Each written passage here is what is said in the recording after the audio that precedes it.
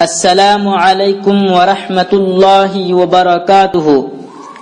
محترم سامعین حضرات، ہم سب اللہ تعالی کے بندے ہیں اور اللہ تبارک و تعالی اپنے بندوں سے بہت زیادہ محبت کرنے والے ہیں۔ حدیث میں آتا ہے کہ 70 ماؤں سے بھی زیادہ اللہ تعالی اپنے بندے کو چاہتے ہیں، اسی لیے تو بندے کے گنہگار ہونے کے باوجود بھی اس کو ڈھیل دیتے ہیں، اس کو مہلت دیتے ہیں اور اس کے سامنے توبہ و استغفار کرنے کے دروازے بھی کھول دیتے ہیں۔ اور اللہ تعالی اپنے بندے سے چاہتے ہیں کہ بندہ دنیا ہی میں اپنے گناہوں کی توبہ و استغفار کر لے، دنیا ہی میں اپنے گناہوں سے معافی مانگ لے۔ اس کے لیے اللہ تعالیٰ نے اپنے نبی صلی اللہ علیہ وسلم کے ذریعے بھی ہمیں بہت ساری دعائیں بتائی ہیں، جس کے ذریعے سے ہم اللہ تعالیٰ سے اپنے گناہوں کی معافی مانگ سکتے ہیں۔ میرے محترم سامعین حضرات، ایک بہت ہی آسان عمل ہے جس کے ذریعے سے ہم اللہ تعالیٰ سے استغفار کریں، اپنے گناہوں سے معافی مانگیں۔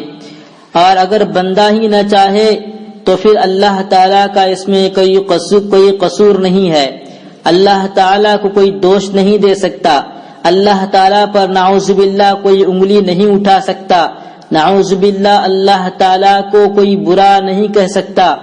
میرے محترم سامعین حضرات، چند کلمات ہیں جن کو پڑھنے سے اللہ تعالیٰ اپنے بندوں کے گناہوں کو معاف فرما دیتے ہیں، اور ان کلمات کو صبح کی نماز کے بعد اور عصر کی نماز کے بعد 3 مرتبہ پڑھنا ہے۔ 3 مرتبہ جو بھی ان کلمات کو پڑھے گا اللہ تعالیٰ اس کے تمام گناہوں کو معاف فرما دیں گے، چاہے اس کے گناہ سمندر کے برابر ہوں۔ میرے محترم سامعین حضرات، یہ تبھی ہوگا جبکہ ہم اپنے گناہوں کی معافی اس طرح سے مانگیں، ان کلمات کو اس طرح سے پڑھیں کہ اپنے گناہوں کو مستحضر رکھیں، اپنے گناہوں کو یاد کر لیں۔ ہاں، اگر کوئی گناہ کیا ہے یاد نہیں آ رہا ہے تو یہ بھی نیت کر لیں کہ اس میں وہ گناہ بھی شامل ہے، یعنی میں جن گناہوں سے توبہ و استغفار کر رہا ہوں ان گناہوں میں وہ گناہ بھی شامل ہے جس کو میں نے کیا ہوگا اور میں بھول چکا ہوں۔ تمام گناہوں کو اپنے سامنے رکھے اور پھر استغفار کرے۔ اس طرح سے ان کلمات کو پڑھے گا تو اللہ تبارک و تعالی اس کے گناہوں کو معاف فرما دیں گے، اور چاہے اس کے گناہ سمندر کے برابر ہی کیوں نہ ہو۔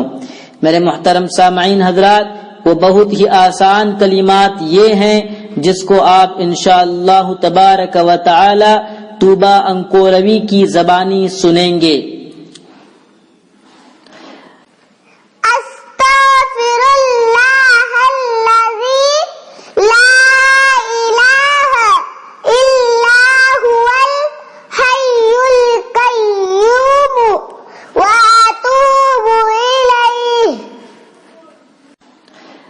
ان کلمات کا ترجمہ یہ ہے: میں اسی اللہ سے جو زندہ ہے، ہمیشہ رہنے والا ہے، اس کے سوا کوئی معبود نہیں ہے، اپنے گناہوں کی مغفرت مانگتا ہوں اور اسی کی طرف رجوع کرتا ہوں، توبہ کرتا ہوں۔